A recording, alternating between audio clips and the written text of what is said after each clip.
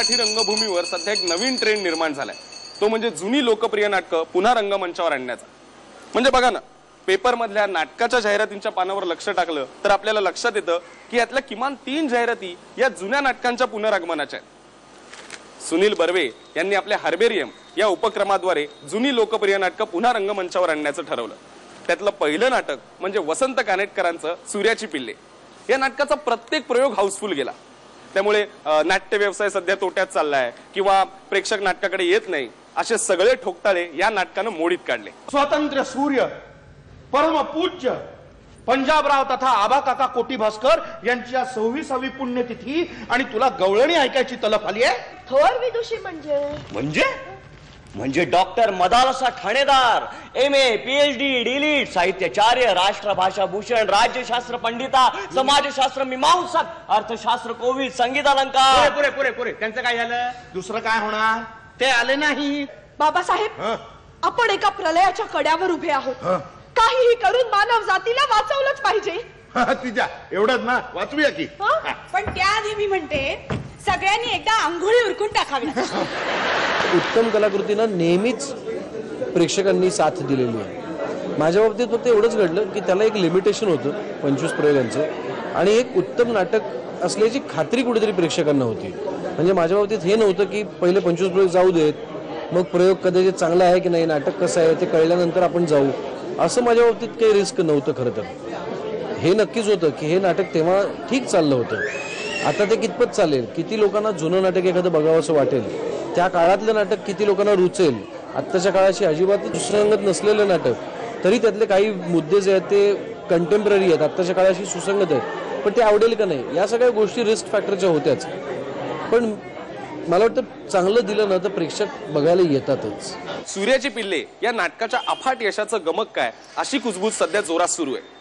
प्रेक्षकांना जुनीच लोकप्रिय नाटकं परत पाहायची आहेत का, की नवीन लेखकांच्या संहितांमध्ये तितकी ताकद नाहीये, की टीव्ही स्टार्स रंगमंचावर दिसणार म्हणून प्रेक्षक नाटकाला गर्दी करतायत, असे अनेक प्रश्न या निमित्ताने समोर आले। सध्या रंगभूमीवर दूरचित्रवाणीचा फायदा खूप दिसू लागलाय। म्हणजे यातलेच वैभव मांगले, आनंद इंगळे, क्षितिजोग हे सगळे जण लोकांना माहीत होते, याआधी ते नाटक करत होते। पण फूबाई फू ही सिरियल सध्या चालू होती आणि त्याच वेळी सूर्याची पिल्ले आलं, तर नकळत त्याही गोष्टीचा खूप त्यांना फायदा मिळाला। याच्या अगोदर मी गेली 8 वर्ष नाटक केलंय। 2001 साली मुंबईमध्ये आलो तेव्हापासून मी मुक्काम पोस्ट बोंबिलवाडी, लग्न कल्लोळ, त्यानंतर इथं हवई कुणाला प्रेम, रघुपती राघव, राजाराम, एक डाव भटाचा, भटाची बायपास अशी नाटकं केली आणि त्यानंतर सूर्याची पिल्ले केलं। तर सूर्याची पिल्ले जेव्हा आलं तेव्हा मी विनर झालो होतो फूबाई फूचा। तर मला असं जाणवलं की लोक मला विचारायचे की अरे फूबाई फू तुम्ही केलं तर याच्या अगोदर होतात कुठे तुम्ही? म्हणजे लक्षात घ्या, ती माझी 8 नाटकं जी होती, 7 नाटकं जी आली त्यातली माझ्यापैकी 3 नाटकं तर सुपरहिट झाली, तर ती मॅक्सिमम लोकांपर्यंत पोहोचली नव्हती। जे मला प्रश्न विचारणारे लोक होते त्यांनी ती नाटकं बघितली नव्हती। तर याचाच अर्थ असा आहे की जेव्हा टेलिव्हिजनवर तुम्ही एखादं चांगलं काम करता आणि उत्कृष्ट काम करता तर ते लाखो लोकांपर्यंत पोहोचतं, जेवढं नाटक पोहोचत नाही, आणि ही वस्तुस्थिती आहे, तर ते आपण मान्य करायला पाहिजे। पूर्वी नाटकाचे प्रेक्षक म्हणजे प्रशांत दामले त्याचं सर्वोत्कृष्ट उदाहरण आहे की टेलिव्हिजनचा त्याच्या नाटकांवर काही परिणाम होत नाही, पण आमच्यासारखे जे नट आहेत की जे त्याच्यासारखी लोकप्रियता ज्यांना 100% नाही आणि टचवूड त्याची तशीच राहावी, त्यांच्यासाठी मात्र टेलिव्हिजन आणि नाटक हे 100% नाटकावर त्याचा परिणाम होतो। लोक टेलिव्हिजनमध्ये आम्हाला बघून नाटक बघायला येतात, ही वस्तुस्थिती आहे। नाही असं नाही मला वाटत, कारण याच्या आधी सिरियलची नट घेऊन नाटकं केली होती, पण ती काही नाटकं त्यातली बरीच जवळ कुठली नाटक सक्सेस झाली नाही असं मी अगदी अतिशयोक्ती होणार नाही। माझ्या माहितीप्रमाणे सूर्याची पिल्ले हे माइलस्टोन नाटक नाहीये, पण त्याने ज्या पद्धतीने आत्ताचे नावाजलेले किंवा मोठे असे अभिनेते नाही पण जे नोन आर्टिस्ट आहेत, जे आज विनोदाच्या अंगाने रसिक प्रेक्षकांना माहिती आहेत, त्या सगळ्यांना घेऊन एक नाविन्याचा प्रयत्न केला की प्रत्येक नाट्यगृहात 1 आणि 25 प्रयोगांचं जे केलं, त्यामुळे एक लोकांना आकर्षण झालं, कारण की लोकांना काही काळासाठी ते बघायला आवडतं, पण त्याचे सातत्याने प्रयोग करण्याचं कोणी धाडस करू शकत नाही माहिती नाही। मला ती संकल्पना काही फारशी पसंत नाही। सिरियल मधलं नट गाजतायत म्हणून नाटकं चालतायत असं नाही होऊ शकत, ते नट उत्तम आहेत म्हणून नाटकं चालतात। आज जर तुम्ही बघितलं तर सूर्याची पिल्ले या नाटकात काम करणारे सिरियलमुळे त्यांना चेहरे मिळाले, पण एक नट म्हणून ते खूपच ताकदवान पहिल्या डे पासून आहेत आणि त्यांचं पहिलं नाटक आहे. बंगालमधले अत्यंत प्रसिद्ध अभिनेत्री सौमित्र चॅटर्जी जे आता चित्रपट किंवा मालिका मधून फारसं काम करत नाहीत का, तर त्यांनी आता असं ठरवलंय की मी नाटकातून काम करणार आणि माझ्या फेस व्हॅल्यूचा जितक्या नाटक करणाऱ्या ग्रुप्सना उपयोग होईल तितक्या नाटक करणाऱ्या ग्रुप्सना मी आता नाटक करून पैसे मिळवून देणार. माझ्या टेलिव्हिजनच्या इमेजचा मी त्यांना उपयोग करून देणार. म्हणजे ही सुद्धा एक भूमिका असू शकते की अशा प्रकारच्या लोकांना बघायला आले की आपोआप कदाचित दुसऱ्या नाटकालाही ते बघायला येण्याची शक्यता वाढते आणि गर्दी वाढू शकते. सुनील बर्वे यांच्या या उपक्रमानंतर अनेक नाट्य निर्मात्यांनी जुनी नाटकं पुन्हा रंगमंचावर आणण्याची घोषणा केली आहे. ही अशा प्रकारे जुनी नाटकं परत करणं हे खरंच परंपरेचं पुनरुज्जीवन आहे की केवळ एक नॉस्टॅल्जिया आहे, की आधीच लोकप्रिय ठरलेल्या या नाटकात एक तगडी स्टारकास्ट घेऊन हे नाटक नक्की चालणार याची खात्री असल्यामुळे एक व्यवसायाचं गणित आहे. मनोरंजनाच्या क्षेत्रामध्ये हे अनेक वर्ष चालू आहे की एखादी गोष्ट यशस्वी झाली तर तो सक्सेस अनालाइजच केला जात नाही, ती कशामुळे सक्सेसफुल झाली. म्हणजे सूर्याची पिले हे नाटक जुनं आहे म्हणून ते चाललं का त्या नाटक चांगलं आहे म्हणून चाललं. ते एक उत्कृष्ट स्क्रिप्ट आहे आणि ते चांगल्या रीतीने बसवलं गेलं, ते स्क्रिप्ट अतिशय पोचेल अशा रीतीने दिग्दर्शित झालेलं आहे आणि ते चांगले कलाकार उत्कृष्ट काम करतायत म्हणून ते यशस्वी झालंय की ते जुनं आहे म्हणून यशस्वी झालंय. म्हणजे उद्या कदाचित आणखीनही 4 लोक मला आणखीन जुनी नाटकं करायला सांगतील आणि ती तशी होतीलच असं नाही, अगदी त्याच कलाकारांना घेऊन सुद्धा ती होतील अशी नाही. त्याच्यामुळे कुठचंही नाटक जुनं आहे म्हणजे इतके जे रंगमंचाचे घटक आहेत, रंगभूमीचे घटक आहेत, प्रेक्षक धरून त्याच्याबद्दल काहीही विचार न करता, ते अनालाइज न करता जर एकच कुठचा तरी मुद्दा उचलून धरला तर जे आजची अवकाळ आहे ते त्याच्याचमुळे आहे की कोणीच विचार नाही करत की आपण काय करतोय. एक नाटक आता जसं यदागाई झाली तर काही धडाधड त्याच्या कॉप्या आल्या यदागाईच्या की मग सही क्लिक झाले, मग तशा प्रकारच्या नाटकाच्या काही कॉपीज येतात, वसरण क्लिक त्या प्रकारच्या काही कॉपीज येतात. अशा त्या कॉप्या आल्या मग त्या खूप डेंजरस असतात. किंवा मग हे करतात मग आपण नाटक करू बघा, मग ज्यांना काहीच अनुभव नसतो, एक्सपिरियन्स, अशी मंडळी नाटक करण्याचा प्रयत्न करतात, ते नाटक फसतं. पण असं होतं की त्यांच्याकडे तारखा चांगल्या असतात, ते काही मॅनेज करून तारखा चांगल्या मिळतात. मग शनिवार रविवार त्यांना मिळाले की मग प्रेक्षक बिचारे शनिवार रविवार म्हणून बघायला जातात नाटक आणि ते तिथे त्यांचा भ्रमनिराश झाला की मग दुसरं नाटक होतं ते डेअरिंग करत नाहीत. त्यामुळे हा एक फार मोठा धोका आहे. व्यावसायिक तत्व दडलेलं आहे की जे प्रूव्ड आहे, जे ऑलरेडी चालतं, जे सक्सेसफुल आहे ते पुन्हा करूया का नको.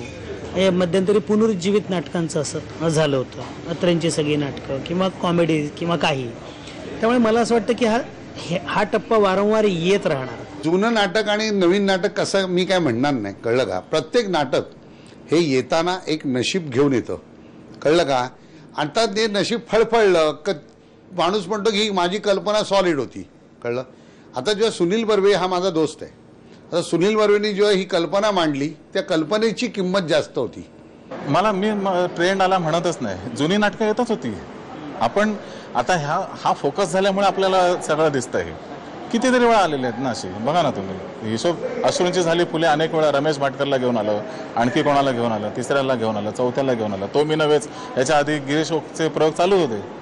पणशीकरांनंतर तो मी नव्हे गिरीश ओकचे प्रयोग चालू, पण त्यांनी याचं लिमिट नव्हतं दिलं की 50च प्रयोग आहेत, 10च प्रयोग आहेत. मग लोकांना चला त्या बघून घेऊया कारण परत नाही आहे.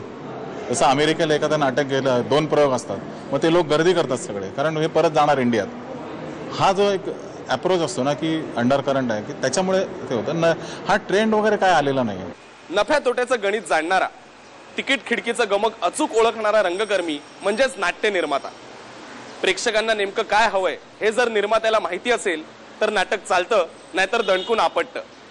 पण या नाटकाच्या यशाची अपयशाची जबाबदारी शेवटी निर्मात्यालाच पत्करावी लागते. असं म्हणेन की एकाने तो फॉर्म्युला सुरू केला की त्यातच परत काहीतरी करण्याची धडपड जी सुरू होते, त्याने माझ्या लोक आकर्षित होण्याचा काही प्रश्न नाही. फक्त एक आहे, जसा जुन्या नाटकांचा काही लोकांनी वाईट सीडी काढून चोथा केला, तसं प्रत्येक एक आलं ना कुठली गोष्ट तर त्याचा चोथा होऊ नये हीच इच्छा आहे.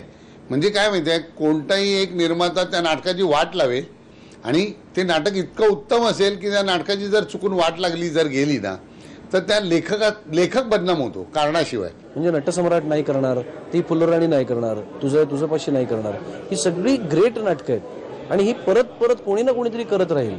पण मग मी ती नाटकं नाही करणार, कारण त्याच्यासाठी इतर निर्माते आहेत. पण ह्या पलीकडे आता सूर्याची पिल्लेसारखं नाटक आहे जे कदाचित कोणी धजावेल की नाही करायला, अशी नाटकं मी आणीन आणि अशी प्रेक्षकांना दाखवेन. असं म्हटलं जातं की मराठी रंगभूमी ही लेखकांची रंगभूमी आहे.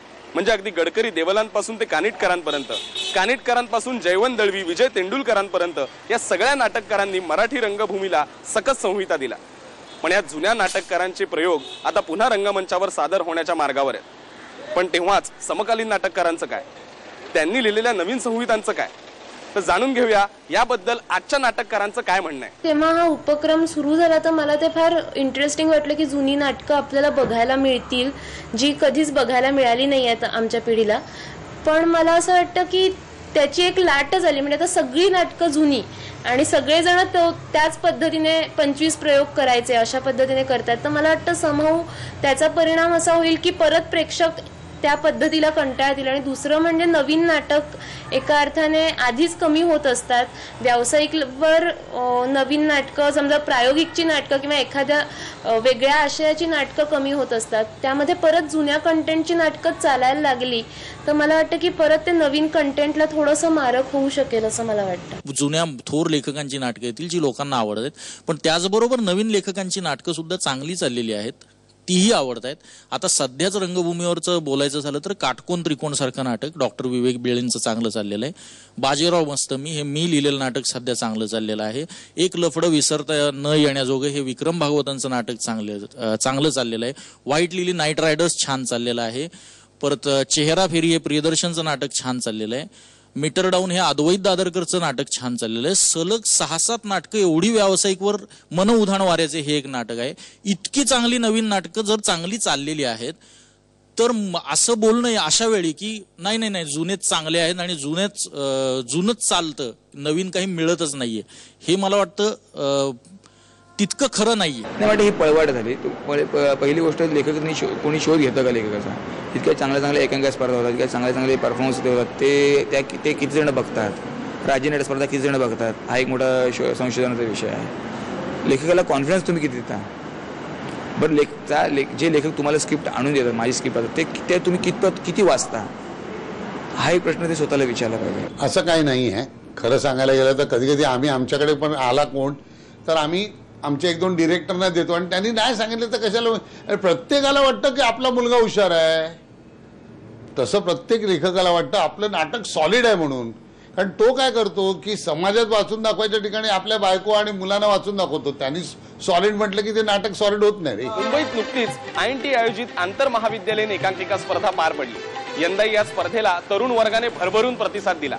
या स्पर्धेत तृतीय पारितोषिक मिळालं CHM कॉलेजच्या ही वस्ती सस्ती या एकांकिकेला, तर द्वितीय पारितोषिक मिळालं मुंबई विद्यापीठाच्या 1-2-2.5 या एकांकिकेला आणि प्रथम पारितोषिक पटकावलं महर्षी दयानंद महाविद्यालयाच्या गिरगाव व्हाया दादर या एकांकिकाने.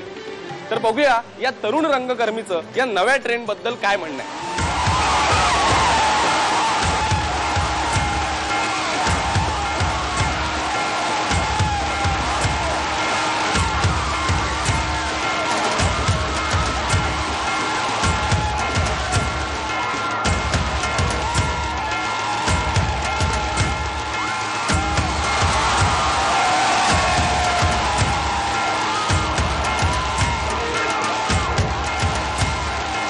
जुनी नाटकं खरंच आदर्श आहेत, आम्ही बघतोय ती नाटकं, पण आम्ही तीच नाटकं का फॉलो करावीत? आम्ही आमचं एक थॉट आणतो ना. गेल्या 50 वर्षात ज्या विषयांना लोकांनी हात घातले नाहीत, आम्ही चॅलेंजिंगली ते घेतलं की आम्हाला त्या विषयाला हात घालायचा आहे. तर मग या गोष्टीचं कौतुक न होता जर आम्हाला असे स्टेटमेंट ऐकायला येतात की अरे हे खूप लाऊड आहे, हे करण्याची गरज काय? म्हणजे संयुक्त महाराष्ट्र यावर इतिहासात एक पॅरेग्राफ सुद्धा नाही आहे, ही आमची खंत होती जी आम्ही व्यक्त केली. सगळं जर जुनं चांगलंच आहे तर मला असं वाटतं की आपण सगळं जुनंच करूया आणि नवीन पिढीला काही लिहायला नको सांगूया किंवा मग डिरेक्ट नको करायला सांगूया. त्याच माणसाने पुन्हा यावं, त्याच माणसाने मग त्या स्पर्धाही कराव्या, ज्याने मग जो काही ओवापोह चालू असतो की नवीन पिढी काही करत नाही आहे, लिहित नाही आहे किंवा काही नवीन काही घडवत नाही आहे, मग हा मुद्दाच राहणार नाही. कारण हल्लीच्या स्पर्धांमध्ये सुद्धा जेव्हा निकाल लागण्या अगोदर जेव्हा आयोजक मंडळी किंवा मग परीक्षक मंडळी जेव्हा असं म्हणतात की निकालानंतर परीक्षकांशी हुज्जत घालू नका, तेव्हा मग थोडा प्रॉब्लेम होतो की मग आमच्या चुका आम्हाला कळणार कशा. मग असं वाटतं की ठीक आहे, मग तुमच्या चुका वगैरे तुम्ही तुमच्याकडेच ठेवा आणि आम्ही ग्रेट आहोत आणि आम्ही जे करतो तेच तुम्हीही फॉलो करा, पण त्यासाठी मग तुम्ही तुमचा वेळही द्या.